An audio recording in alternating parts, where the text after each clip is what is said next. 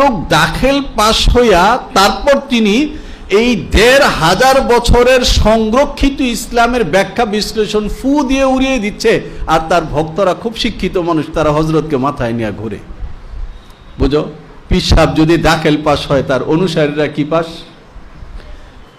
মৌলানা সৈয়দ আবুল আলা মওদুদী সাহেব তিনি করেছেন কি? তিনি একই সঙ্গে অনেকগুলো করেছেন। আমাদের ওস্তাদ মৌলানা নূর আলম খলিল আল আমিনী বলেন, মুসলমানদের ইতিহাসে যত বাতিল ফেরকা পাওয়া যায় সবগুলোকে পিষে সুন্দর করে একটা বড়ি বানিয়েছে, সেই বড়িটার নাম হলো আল মওদুদিয়া।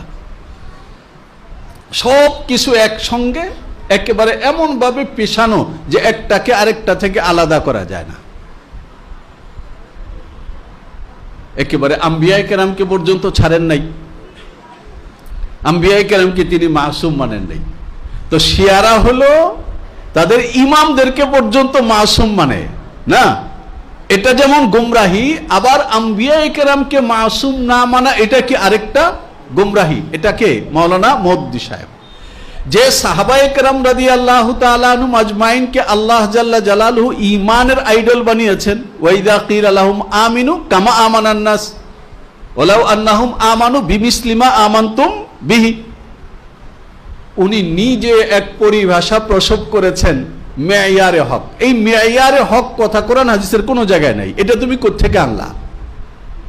কোরআন বলেছে সাহাবায়ে কেরাম হলো ঈমানের মানদণ্ড, ঈমানের মাপকাঠি।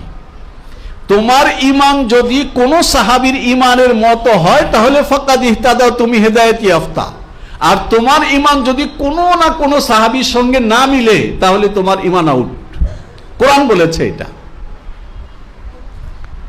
মৌলানা মওদুদী সাহেব সাহাবায়ে কেরাম রাদিয়াল্লাহু তাআলা আনহুমকে একেবারে ধরে ধরে হামলা করেছেন। তার এই এক সমস্যা। শুরুতে একটা কথা বলেছি, যে সমস্ত ইসলামের মৌলিক বিষয় অকাট্য দলিল দ্বারা প্রমাণিত, ওটা সরাসরি অস্বীকার করলে যেমন ঈমান থাকে না, যে ব্যাখ্যা উম্মতের মধ্যে একেবারে শুরুকাল থেকে এ পর্যন্ত মুতাওয়াতির ভাবে সংরক্ষিত, কেউ যদি ওই ব্যাখ্যাকে অস্বীকার করে তারও ঈমান থাকে না। উদাহরণ কি দিয়েছিলাম? যেমন ইলাহ, মাবুদ, আল্লাহ না। এখন কেউ যদি বলে যে এর মেস্তাক আমি, তাহলে সে মুসলমান না। কেউ যদি বলে এর মেস্তাক আমি না, হযরত আলী, তাইলেও সে মুসলমান না। কেউ যদি বলে যে না, লা ইলাহা ইল্লাল্লাহ বলতে আলীও না, আমিও না, মুহাম্মদ সাল্লাল্লাহু আলাইহি ওয়াসাল্লাম, তাইলেও কি হবে না? মৌলানা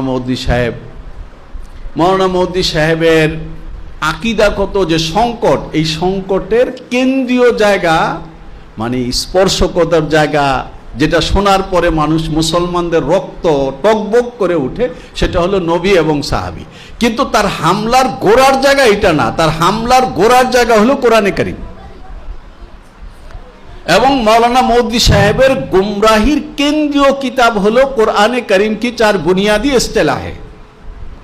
মৌলানা মওদুদী সাহেব সেখানে যে কথাটা দেখানোর এবং বোঝানোর চেষ্টা করেছেন, চারটা পরিভাষা। ইলাহ, রব, দ্বীন, ইবাদত। কি? ইলাহ, রব, দ্বীন, ইবাদত। তিনি বলেছেন যে এই চার পরিভাষা সাহাবায়ে কেরাম তো বুঝতেন, তার পরবর্তী সময়ে এসে মানুষেরা এর মূল অর্থ এটা ভুলে গেছে, ফলে কোরআনে কারীমের 3 ভাগের 2 ভাগই নজরের আড়ালে চলে গেছে। উনি পাইলেন কই? হ্যাঁ, নজরের আড়ালে যে চলে গেল সাহাবায়ে কেরামের পরে, তো আপনি এত বছর পরে আইসা আপনি কই পেলেন? তাইলে কি আপনার কাছে ওহী আসে?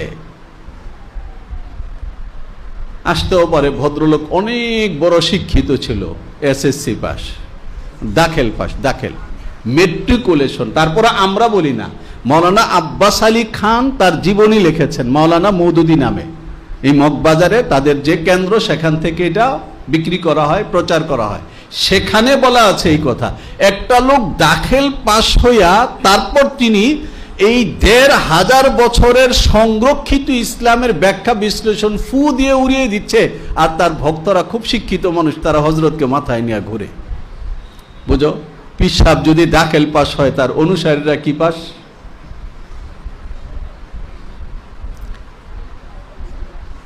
আজব রকমের ব্যাপার।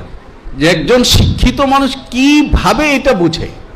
তার এই 4টা জায়গার মধ্যে সে যে হামলা করেছে এটা হলো সবচেয়ে ভয়ানক হামলা। সে বলেছে দিন, দিন অর্থ আমরা যে বুঝি দিন, এই দিন দিন না, আরো দিন আছে না, হ্যাঁ, এই দিন দিন না। সেই দিন কি? সেই দিন হলো রাষ্ট্র। দিন মানে কি?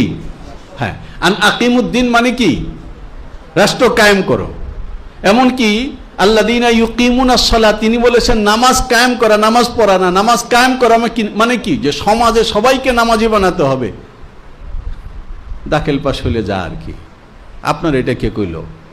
তোমরা যারা তাফসির পড়েছো তারা জানো যে ইবনে আব্বাস বলেছেন, তাফসিরে আবি সাউদ, ইবনে কাসির সহ সব বিখ্যাত তাফসিরের মধ্যে আছে আকিমুস সালাহ আই আদুহা বিহুকুকিহা মিনাল ওয়াজিবাতি ওয়াস সুনান।